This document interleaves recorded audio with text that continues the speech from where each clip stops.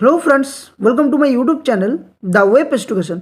सो friends, এই মুহূর্তে এটা গুরুত্বপূর্ণ এবং বিগ ব্রেকিং নিউজ। সেটা হচ্ছে টেট পরীক্ষা দিতে হবে না পশ্চিমবঙ্গে 3 লক্ষ শিক্ষকদের, এবং এই নিয়ে বিশেষজ্ঞগণ বিভিন্ন মতামত প্রকাশ করেছেন। সম্প্রতি দেখা গেছে বিভিন্ন সংবাদ মাধ্যমে বিভিন্ন জায়গাতে তো বলা হচ্ছে যে অস্ত্র কেন্দ্রের অর্ডিন্যান্স টেট দিতে হবে না 3 লক্ষ প্রাথমিক শিক্ষককে। তো এই নিয়ে বিভিন্ন মতবাদ কিন্তু সামনে আসছে, যেখানে RT 2009 অ্যাক্ট বা RT 2017 যে সংশোধন, সেখানে বা NCT গাইডলাইন্স বিভিন্নভাবে বিভিন্ন রাজ্য সরকার তরফ থেকে বিভিন্ন মতভেদ প্রকাশ করা হয়েছে, এবং সুপ্রিম কোর্টে একটার পর একটাও কিন্তু মামলা দায়ের হয়ে গেছে। তো আপনারা সকলে জানেন যে গত 1 সেপ্টেম্বর 2025 সুপ্রিম কোর্টের যে রায়, সেখানে বলা হয়েছিল যে যে সমস্ত কর্মরত শিক্ষক শিক্ষিকা রয়েছেন যাদের টেট পাস নেই, তাদেরকে কিন্তু 2 বছরের মধ্যে টেট পাস করতে হবে, এবং সেটা সেই সমস্ত শিক্ষকদের জন্য প্রয়োজন যাদের চাকরির মেয়াদ 5 বছর বা তার 5 বছরের ঊর্ধ্বে যাদের রয়েছে। তো এই নিয়ে কিন্তু একটা তোলপাড় হয়েছে শিক্ষামহলে, যেখানে দেখা গেছে শিক্ষকদের মধ্যে অনেকেই কিন্তু চাকরি নিয়ে প্রিপারেশন শুরু করে দিয়েছেন টেটের জন্য। অনেক শিক্ষকগণ বিভিন্ন হতাশাগ্রস্ত হয়েছেন। তো এই নিয়ে একটা নতুন যে রাস্তা সেটা বা পথ কিন্তু পাওয়া গেছে পশ্চিমবঙ্গ সরকারের তরফ থেকে, কিন্তু আদৌ পশ্চিমবঙ্গ সরকার এই নিয়ে কোনো যে কেস ফাইল সেগুলো করবে কি করবে না, সেটাও কিন্তু এখন দেখার বিষয়। তো চলুন বিস্তারিত কী হচ্ছে বা কী ঘটছে তার ডিটেলস আলোচনা করব আপনাদের এই ভিডিওর মধ্যে দিয়ে। তো অবশ্যই আপনারা ভিডিওর শেষ পর্যন্ত দেখুন, সকলে সঠিক তথ্যটা একটু পেয়ে যান।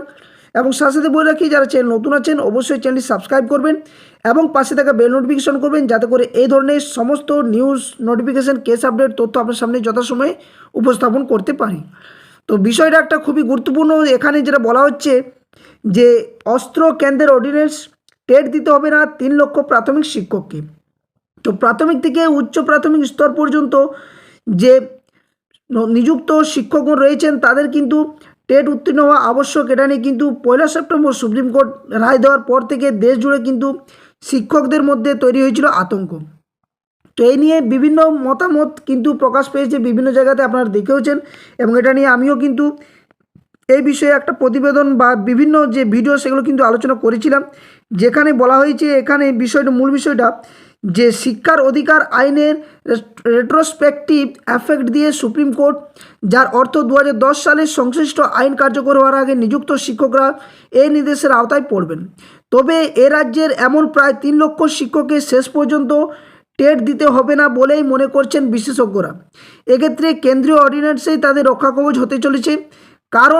কারণ কি না, 2009 সালে মানব সম্পদ উন্নয়ন মন্ত্রক এবং NCTE অর্থাৎ কেন্দ্রীয় শিক্ষক শিক্ষণ নিয়ামক সংস্থা এ রাজ্যের শিক্ষকদের 2014 সালে 31 মার্চ পর্যন্ত অন্যান্য কিছু যোগ্যতা মানের সঙ্গে আবশ্যিক টেটের ক্ষেত্রেও ছাড় কিন্তু দিয়েছিল।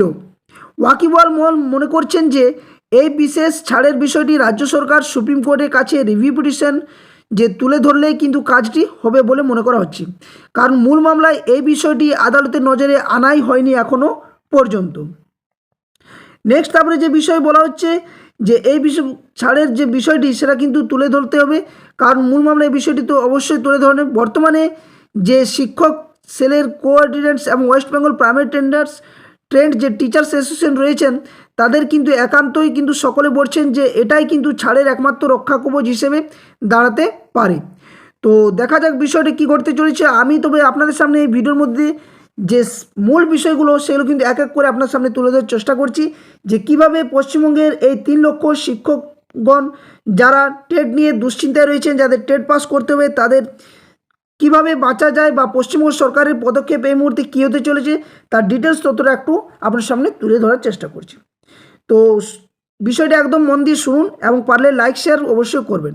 তো সাম্প্রতিক সুপ্রিম কোর্টে এক রায়ে বলা হয়েছে যে পশ্চিমবঙ্গের সমস্ত প্রাথমিক এবং উচ্চ প্রাথমিক স্তরের শিক্ষকদের জন্য টেট অর্থাৎ টিচার্স এলিজিবিলিটি টেস্ট উত্তীর্ণ হওয়া বাধ্যতামূলক।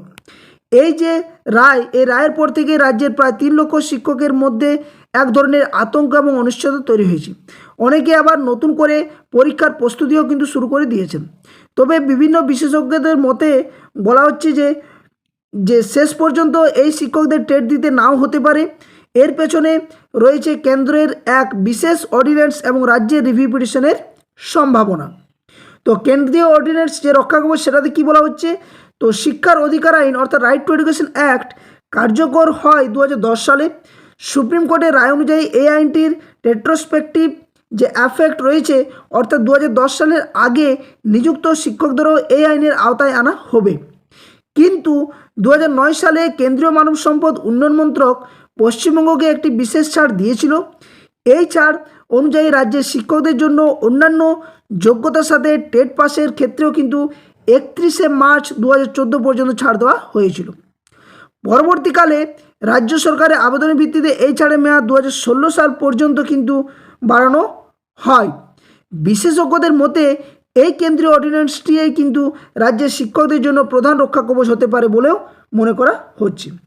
তো রিভিউ পিটিশন এখানে গুরুত্ব কী, যদি রাজ্য সরকার রিভিউ পিটিশন করে তাহলে গুরুত্বটা কী দাঁড়াচ্ছে? তো এখানে আশ্চর্যের বিষয় হলো একটা জিনিস, যে সুপ্রিম কোর্ট যে এই নিয়ে রায় দিয়েছে, সেখানে সুপ্রিম কোর্টে যখন এই মামলাটি চলছিল তখন এই যে বিশেষ ছাড়ের বিষয়টি আদালতের নজরে কিন্তু আনাই হয়নি সেই মুহূর্তে। তাই এই রায় পুনর্বিবেচনার জন্য রাজ্যকে একটি রিভিউ পিটিশন দাখিল করতে হবে।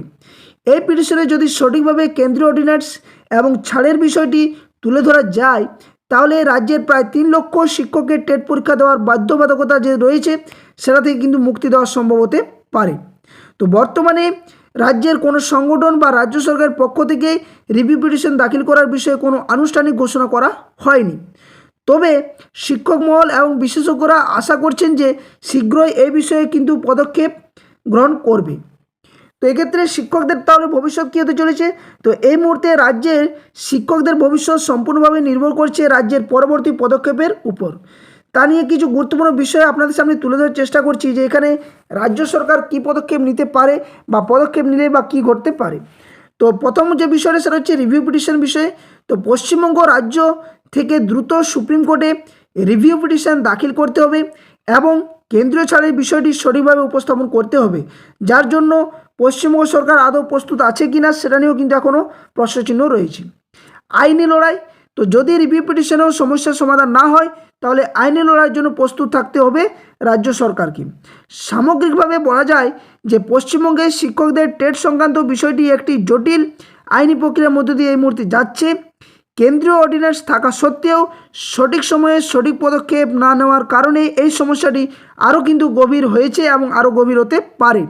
এখন দেখার বিষয় যে রাজ্যের পক্ষ থেকে কবে রিভিউ পিটিশন দাখিল করে এবং এই 3 লক্ষ শিক্ষকের ভবিষ্যৎ সুরক্ষিত করতে পারে কি না।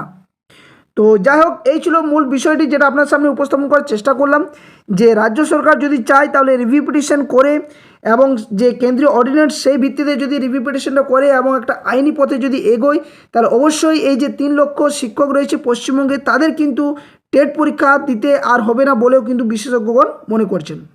তো একটা খুবই গুরুত্বপূর্ণ আপডেট এই মুহূর্তে দাঁড়িয়ে আপনার সামনে। তো যারা এতক্ষণ পর্যন্ত ভিডিও দেখলেন সকলকে অসংখ্য ধন্যবাদ। আশা করছি আপনারা সমস্ত বিষয়টা যথাসম্ভব বুঝতে পেরেছেন।